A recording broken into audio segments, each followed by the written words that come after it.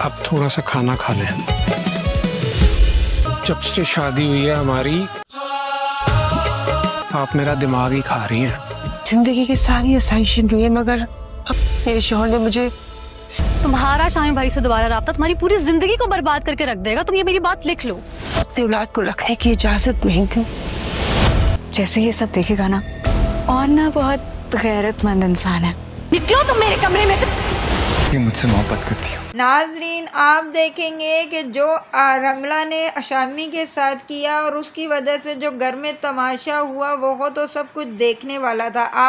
आप देखेंगे कि रमला शामी के दिमाग में ये बात डाल देती है कि अभी भी तुमसे आयला मोहब्बत करती है और जाओ आयला के कमरे में जाओ और उसे अपनी मोहब्बत का इजहार करो, क्योंकि वो कहती है कि अभी कोई भी नहीं है, साकिब चाचू भी नहीं है और ना ही ओन है। और अगर ऊपर से अगर ओन आ जाए और तुम्हें उसके कमरे में देखेगा तो वो बहुत ही गैरतमंद है और तुम देखना है फ़ौरन ही तुम्हें उसी वक्त वो आयला को तलाक दे देगा और तुम्हारा काम साफ़ हो जाएगा। वो शामी को कुछ समझ ही नहीं आती और वो फ़ौरन चला जाता है आयला के कमरे में।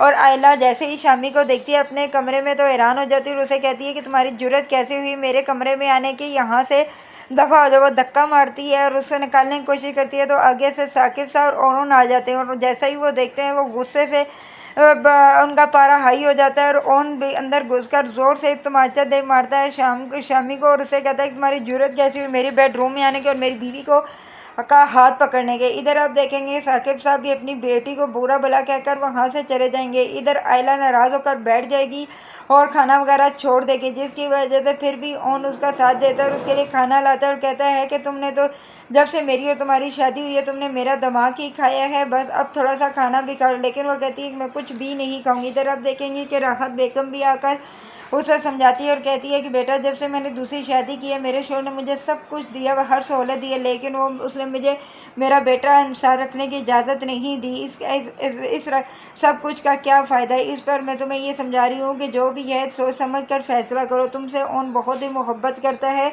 और सारी ज़िंदगी करता रहेगा, लेकिन वो किसी की बात नहीं मानती, बस उसके तो दिमाग में अब शामी सवार हो गया है।